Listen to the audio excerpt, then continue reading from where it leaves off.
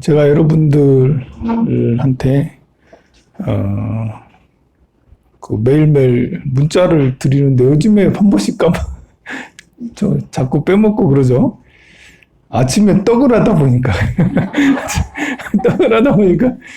떡을 8시, 9시까지 계속 하거든요. 하고 나서 보면 깜빡 잊고, 또 문자를 안 보내고, 그렇게, 뭐 할 수 없어요. 뭐. 그리고 제가 이렇게 그 밴드에다가 이렇게 항상 그 발언문을 이렇게 게시를 해서 올려요. 좀 읽어주세요. 안 읽죠? 별 관심이 없죠, 여러분? 조회수가 보면 알아요, 조회수. 조회수가 굉장히 저조해. 그냥 올리는 글들은 여러분들이 좀 이제 보시는데, 발언물, 8월 13일, 무슨 발언, 이런 것들은 스킵하는 것 같아. 그냥, 오늘도 좋은 말씀 쓰셨구나, 이러면서. 저는 나름 굉장히 테마를 가지고, 이렇게 신중하게 굉장히 고민을 해가면서, 보통 한 새벽 2시나 3시 그때 글 쓰거든요. 그런데, 정말 아무 생각이 안 나가지고 어떤 때는 1시간씩 고민하고 막 그렇게 하면서 쓰는 글인데, 별로 안 읽으니까 오늘은 새벽에는 나와있는데 괜히 쓰나 이러면서 쓰지 말을까 하면서 그런 생각도 들더라고요. 오늘은 이제 정념에 대해서 얘기를 했어요. 지난주부터는 이제 육바람일하고 이번 주는 팔정도에 대해서 발언문을 써가면서 했는데요. 육바람일은 이제 보시지계 인욕정지 선정 반야바람일이고, 그리고 팔정도는 견사어업, 건사어업, 명정, 염정 이래가지고 이제 8개. 여러분들 다 외우면 좋아요, 이게. 견사어업, 명정, 염정. 견사어업, 명정, 염정. 눈이 멀뚱멀뚱하니 무슨 소리라나 이제. 정견, 정사유, 정어, 정업, 정명, 정진, 정념, 정정 이렇게 8가지를 팔정도라고 그래요. 굳이 다른 때는 이렇게 여러분들 보고 이걸 외우라고 얘기하지 않는데 오늘따라 외우라고 하는 이유는 정념하고 관계가 있기 때문에 그래요. 정념. 우리가 이제 정명이라는 것은 올바른 직업이라고 그랬어요. 글을 봤어야지, 여러분들이 뭐를. 강의도 안 듣고 글도 안 보고, 이렇게. 올바른 정업이라는 것은 올바른 직업을 말하는 거예요. 아니, 정업이라는 것은 올바른 행동을 말하는 거예요. 그리고 정명이라는 거 올바른 직업을 말하는 거고요. 정진이라는 거야, 정진을 열심히 하는 거고. 그 다음에 있는 정념이 도대체 뭐지? 염자는 생각염자예요, 생각염자. 그러면 생각하는 것과 사유하는 것과 정견하고 이 3가지는 비슷한 거 아니야? 이렇게 좀 비슷하잖아요, 정견이나 정사유나 다 생각하는 거고, 정념, 생각염자인데. 비슷하면서도 조금 다른 거예요. 다 마음하고 관계가 있는데요. 정념이라는 것은 바른 기억이라고 생각하면 돼요. 기억한다. 여러분들은 저를 보면 무슨 생각이 떠올라요?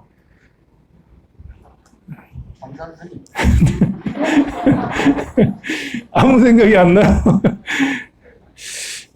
저를 보면 딱 떠오르는 게, 저분이 황산 스님이다. 이렇게 이제 기억하잖아요. 저를 기억하는 거 아니에요. 스님 살 빠지셨네요. 그러면은 살찐 나를 기억하고 있는 거고, 스님 살찌셨네요. 살 빠진 나를 기억하고 있는 거예요. 그래서 이제 기억을 어떤 식으로 기억하고 있느냐는 평상시에 나의 생각을 이끌고 그래요. 이렇게 누가 나를 모욕해, 나를 무시해. 그러면 딱 떠오르는 생각이 뭐겠어요? 나는 존중받아야 되는데 나를 무시하다니 라면서 분노가 막 치밀어 오르잖아요. 그때 이제 떠오르는 생각이 네가 나를 무시해? 별것도 아닌 것이 내가 무시받을 사람이 아닌데 이렇게 생각이 떠오른 게 기억이에요, 그게. 그리고 이제 전에 어떻게 무시받았을 때의 기억도 떠오르겠죠? 전에 무시받아봤더니 기분이 안 좋더라. 이럴 때는 들이받아야 돼. 이제 이런 때는 가만히 있으면 안 되지. 이러면서 가만히 있어봤더니 오히려 피해를 받았더라. 이러면서 그런 기억에 의해서 이번에는 화를 잔뜩 내면서 네가 그럴 수 있니? 라고 이렇게 하는 이런 것도 이제 기억에 의거해서 하겠죠. 근데 저는 자꾸 이야기를 하죠. 누가 나를 무시한다면 내가 잘못해서, 특히 우리 불자들은 착하잖아. 내가 잘못된 게 아니라 그 사람이 업장이 두터운 거니까 그 사람이 불쌍한 거야. 얼마나 얼마나 무시하는 게 일상생활 속의 생활이면 나까지 무시하겠니? 일상생활이 무시하는 거야, 남을 보면. 그 사람은 나까지 무시하면. 그러니까 불쌍히 여겨야 된다고 제가 이렇게 말을 했잖아요. 제가 자주 하는 말입니다, 이 말이. 이제 지겹도록 여러분들 많이 들었을 거예요. 스님은 또 그런 말 한다고, 지겹다고. 근데, 제 강의가 저기 갔어. 멀티로. 여기도 들리고, 저기도 들리고, 멀티로 이제. 요즘에는 이런 거 신통력이 아주 좋아져가지고, 평범한 사람도 신통을 다 쓸 수 있는. 그래서 이제, 여러분들이 누군가에게 무시를 받았을 때, 황룡사에서 강의를 들었더니 무시하는 사람들이 정말 불쌍한 사람이라더라. 참 안타깝다. 어떻게 저렇게 사람이 타락해서 남이나 무시하고 다니고 저러나. 그렇게 생각을 하라고. 그러면 그게 기억이 이제 이렇게 일어나는 거죠. 그게 바로 정념인 거예요. 올바른 기억. 내가 낸대하는 기억이 아니라 오히려 상대를 불쌍히 여기고 또 상대를 돕고자 하는 그런 것이 이제 정념이라고 할 수가 있어요. 그러면 일단은 기본적으로 이 정견과 정사유가 있어야지 정념이 되는 거예요.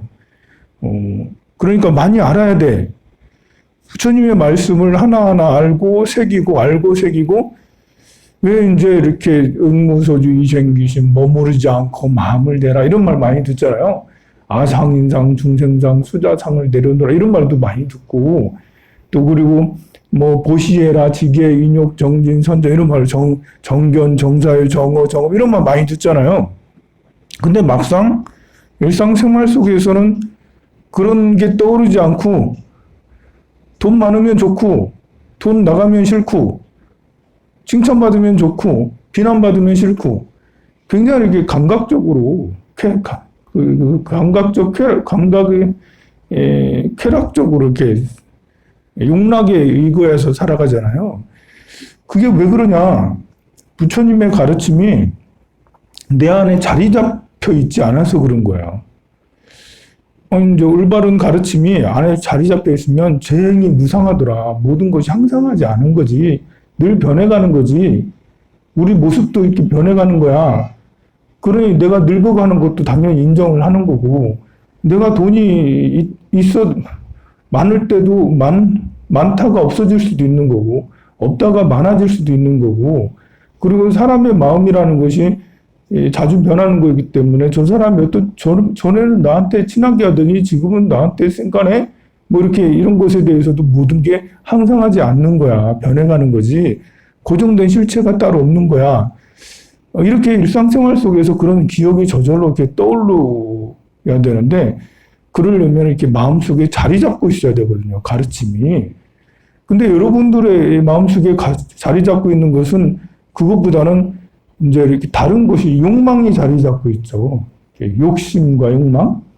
또 이렇게 더 이렇게 남들에게 또 잘 보여야 된다라는 뭐 남한테 허점을 잡히면 안 된다라는 뭐 그런 생각들 또 무시받으면 안 된다라는 밀리면 진다 뭐 이런 거 있잖아요. 그런 생각이 안에 자리 잡고 있어요. 그 안에 자리 잡고 있는 생각이 그렇게 승부욕이나 아니면 욕심이나 분노나 성냄이나 어리석음이 이렇게 자리 잡고 있으면 주로 일어나서 이렇게 마음속에서 일어나서 쓰는 생각들이 그런 걸로 쓰여지는 거예요. 우리는 마음의 마술사가 돼야 돼요. 마음을 자유자재로 쓸 수 있어야 되거든요. 특정한 마음만을 가지고 쓰고 그러면 우리가 항상 지게 돼, 불리하게 돼, 항상 괴로움에 시달리게 돼요. 나 자신의 마음에는 108가지 마음이 있는데, 이 108가지 마음이 상황에 따라서 마음이 탁탁 나와요. 내 마음 속에 이렇게 숨겨져 있던 마음들이 탁 드러나고, 탁 드러나고, 탁 드러나는데, 누가 나를 칭찬하면 기쁜 마음이 쭉 일어나고, 누가 나를 모욕하면 분노심이 쭉 일어나고, 또 물건을 보면, 저 명품을 보면 갖고 싶은 욕심이 뚝 드러나고, 또 좋은 차를 보고 싶으면, 나도 저런 차를 타야 되는데, 이런, 좋은 옷을 보면 나도 저런 옷을 입고 싶은데, 이런 욕심. 이런 것들이 이렇게 그 마음속에 있던 것들이 툭툭툭툭 일어나게 되는데요. 때로는 슬픈 감정도 일어나고 기쁜 감정도 일어나는데 그 감정이라는 게 보면 우리는 상황에 따라서 내 마음이 휩쓸려 다녀요. 그럴 게 아니라 내가 내 마음을 조정을 할 줄 알아야 되는데 상황에 따라서 마음이 이렇게 나쁜 일 생기면 슬프고 좋은 일 생기면 기쁘고 근데 세상에는 나쁜 일이 사실은 더 많이 생기거든요. 그래서 바른 기억이 정말 중요하다. 불법을 자꾸 이렇게 익히고 닦고 강의를 자꾸 듣고 마음을 자꾸 조절을 하려고 노력을 해야지. 그래야지 마음씀이 자유로워져요. 마음씀이 자유로워지면 좋은 게 뭐냐면 행복해져요. 마음 쓰는 것이 제대로 안 되면 좌충우돌을 해. 운전할 때 좌충우돌 하면 여기 받고 저기 받고 얼마나 괴로워요. 근데 마음도 내가 이렇게 내 마음을 내가 꺼내서 써야 되는데 상대에 의해서 내 마음이 이렇게 움직여지면 그러면 남이 칭찬할 때는 좋지만 남이 비난할 때는 정말 기분 나쁜 거예요. 싸우게 되는 거예요. 그게 아니라 어느 순간에서도 내가 마음을 내가 꺼내서 쓸 수 있는 그런 자기 훈련을 자꾸 해야 돼요. 이거는 훈련이 필요해요. 훈련해야 된다는 생각을 해야 되는 거예요. 이것은 그냥 내가 내 마음을 내 거니까 내가 이렇게 자유자재로 쓸 수 있어. 이렇게 써야지, 저렇게 써야지. 마치 전투에 나간 그 무사가 칼 가지고, 활 가지고, 방패 가지고 막 이렇게 상대가 활로 오든 뭘로 오든 총으로 오든 다 막아내고 공격하고 하는데 현란하게 이렇게 해야지 본인이 안 죽잖아요. 근데 세상이 그래요. 세상이 나한테 오는 것은 정말 엄청나게 많은 변화들이 나한테 다가오게 되거든요. 수많은 사람을 만나게 되고 수많은 상황들이 막 벌어져. 그럴 때마다 우리는 거의 대부분 맞아. 총을 쏘면 총을 그냥 맞고 활을 쏘면 활을 그냥 맞고 바람 불면 바람을 그냥 맞고 추우면 추위를 그냥 맞고 더위면 더위를 다 맞아. 그러니까 너무 힘든 거예요. 방패 쓰기도 하고 칼을 쓰기도 하고 총을 쏘기도 하고 대포를 쏘기도 하고 마음에 108가지 무기가 있는데 108가지 무기는 뒤로 감춰놓고 하나도 쓰지 않고 그냥 온 것들을 다 맞게 되니까 괴로울 수밖에 없는 거야. 항상 수동적이 되고 상황을 내가 이끌어 나가지 못하고 그 상황에 끌려가게 되는 그밖에 되지 않아요. 그래서 이 원리를 여러분들 기억을 잘하고 이제 내가 내 마음을 자유자재로 써야 되는구나 해서 마음에 있는 108가지 무기들을 순간순간 잘 써야 되는 거야. 가장 많이 쓰는 것이 즐거움과 행복이면 긍정적인 거면 늘 기분이 좋잖아요. 그죠? 내가 내 마음을 갖다 써. 이렇게 비가 오고 이럴 때는 이렇게 커피를 마시면서 우리 북카페 앉아가지고 커피를 마시면서 이렇게 감상에 젖어가지고 깊이 있는 나 자신의 이렇게 그 깊은 내면의 선정, 고요함 이런 것들이 쭉 올라오게 하면 왜 커피 한 잔 마시면서 있는 그 평온함, 안온함, 뭐라 할까나? 감상의 젖음, 기쁨으로 인한 감상의 젖음, 이런 것이 저절로 올라올 수가 있어요. 그런데, 그때 옆에서 이제 누가 와가지고, 너 못생겼어. 이렇게 얘기하면, 우리 스님 뚱뚱해요. 이렇게 하면 버럭 화낼 게 아니라 살짝 미소를 띠면서, 그래, 나 뚱뚱해. 그래, 나 못생겼지. 그래, 나 돈 없지. 이러면서, 그래, 나 욕심 많지. 이러면서 그냥 웃어 넘어가면 그게 이제 방패를 쓰는 거예요. 누가 나를 공격할 때, 그런 방편을 팍 쓰면, 그러면 이제 상대도 기분 좋고, 나도 기분 좋고, 상대가 막 화를 내면서 와. 내가 방패를 잘 쓰고, 그러면 기분 나쁘게 왔다가 나를 만나고 나서 기분 풀려서 돌아갈 수 있잖아요.